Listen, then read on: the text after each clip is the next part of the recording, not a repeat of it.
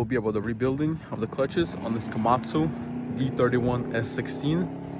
I did already start doing the work before I decided to record this video. So some of the steps in the beginning are missing, but if you watch till the end, I'll try to film all the steps necessary to put everything back together and adjust it all. All rusty, full of oil. Brake bands got nothing left on them. And then this one has insane wear on it. This one, somewhat good. This one, yeah, just toast. And then nothing left on that either.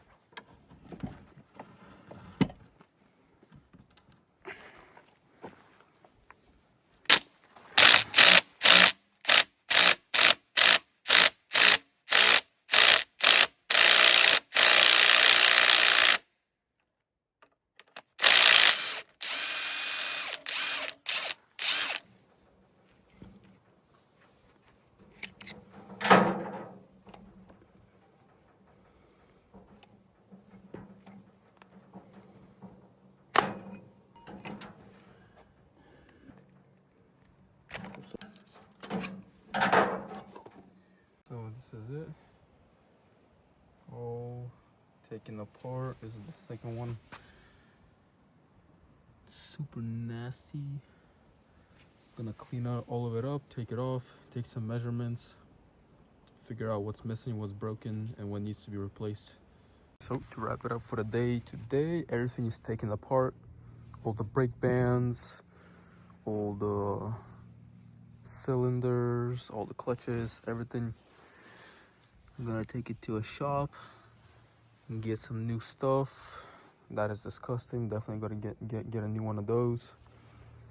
Look at the machine.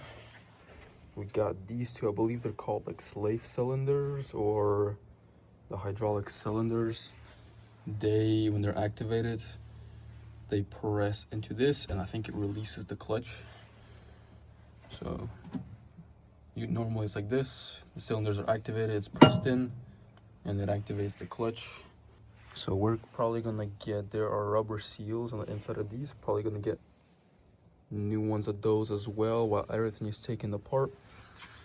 As you can see, if it's gonna focus, there's a rubber piece, there's a little white plastic piece on top of it. I don't know how old it is, if it was ever changed, but we're just gonna get those replaced. They don't leak yet, but while we're here, we're just gonna get it all done.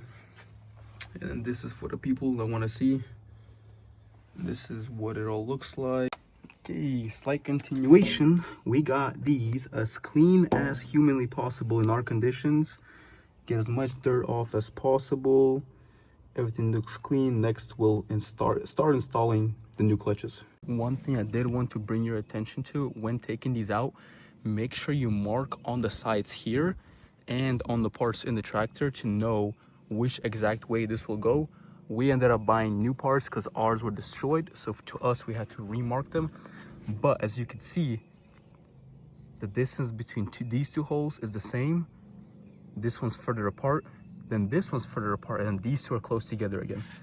So that's how it goes around the whole wheel. You have two close here, and then two close here, and then between them is one far apart. Same thing, one far apart, two close, one far apart, two close. So just keep that in mind. Around this one, they're all evenly spaced out. Next, we'll be putting the friction discs and the steel plates that go in between back on here. I believe you have 7 friction discs and 6 steel plates that go on here.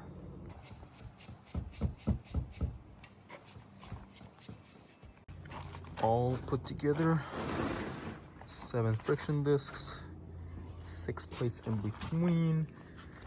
And now we're gonna set up a little platform so it's nice and easy to tighten it all up and install all of these bolts right here. All put together.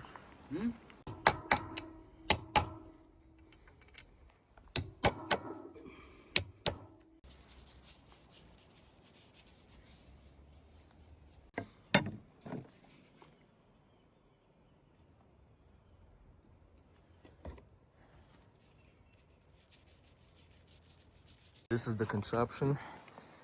Enough distance to put the bolts in from this side. We got 2 going here, 2 going here. This should be enough to tighten it down. And then you take off the clamps and you do the other 2. Brand new belts, brand new everything. All put together, all tightened down. Next step is install.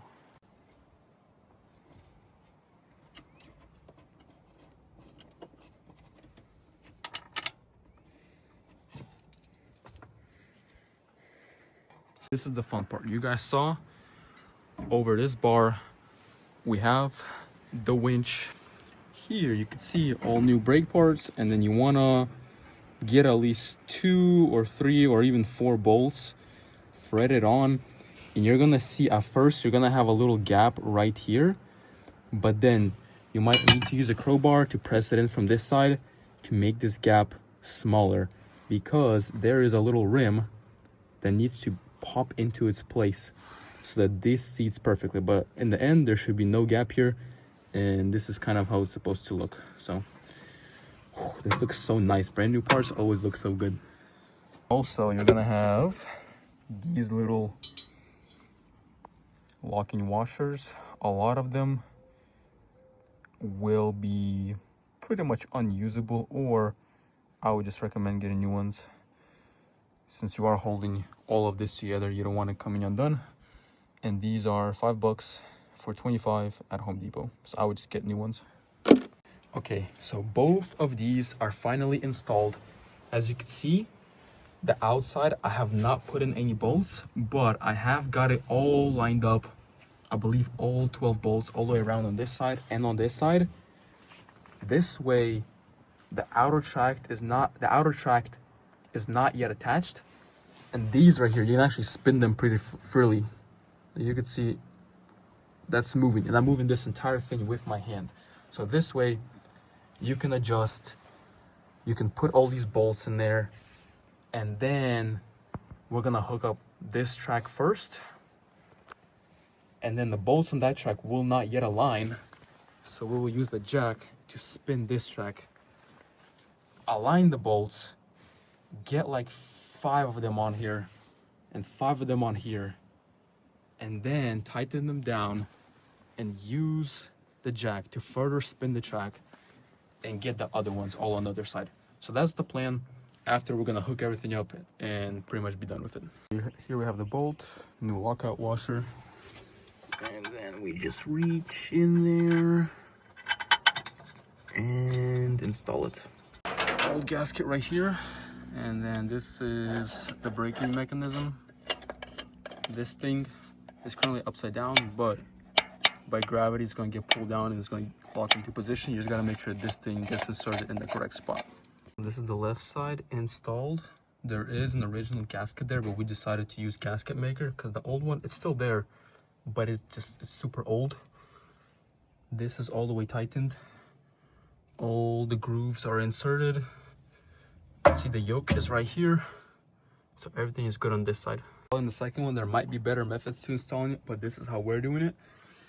We're first moving it slightly to the side, putting the silicone along that side, along this side, which is hard to reach, making sure this pin, this brake pin, is in there, engaged in its correct spot. And then we're gonna lift this whole thing up a little bit, so I'm just gonna put silicone, and the second person is gonna set it all down. Now, continuation, both are installed, both cylinders are installed. These little 90-degree angles are installed, hoses are attached. All we gotta do is attach these 2 rods, which are connected with all of these different bolts. This is pretty much, you have to think logically what comes first, what comes second. If not, ask ChatGPT. It can give you a pretty good step-by-step on what you gotta do first. So, put it all together. Here are the mistakes that we made that you can avoid.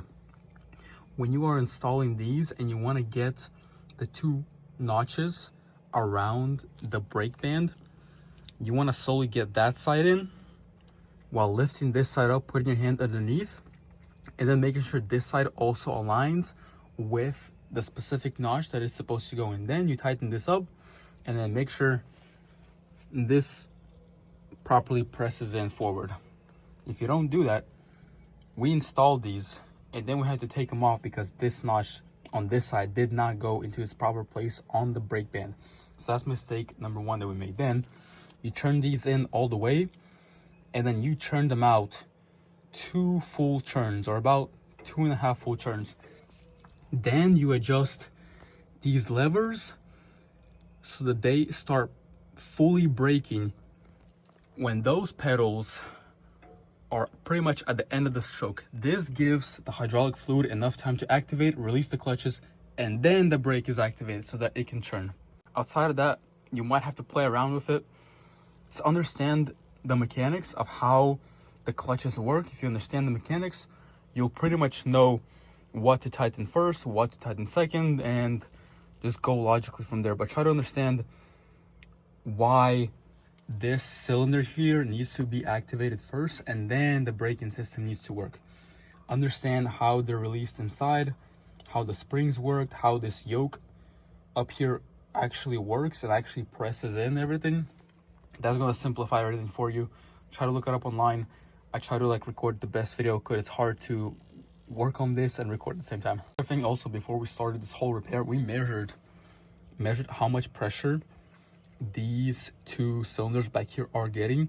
See this little nut right here? You take it off, you put a 300 psi, no, I think it's a 500 psi gauge that you can get at Harbor Freight for about 40 bucks. Attach it here and you'll be able to measure the pressure that is sent back here. Make sure that you have about 270 to about 300 here. If you have less than 200 psi on these ends, then you have a problem. You can also measure the health of your transmission by taking off that little screw right there. Again, you attach a gauge and you measure how much psi. You should be getting 300 or about 270 psi when you measure it. So that is pretty much the whole video of rebuilding the clutches on this D31S-16. The D31SQ, a lot of these D31s, the actual clutches inside are exactly the same, maybe slightly different, slightly different variations, but the mechanics of it are all the same. The D21s are also the same. So if you have a D21, pretty much the mechanical process of how everything is done back here is about the same. These might be in slightly different positions. They might be slightly different shapes. The actual clutches might be smaller. I believe on the D21s, the actual cylinder, the actual brake bands and everything is a little bit smaller, but the mechanics is all the same. Personally, when I was trying to figure out how to do this, I couldn't find any manuals online, any videos. So the only logical step was, you know what, I'll make one myself. But hopefully it helped. And yeah, thank you so much.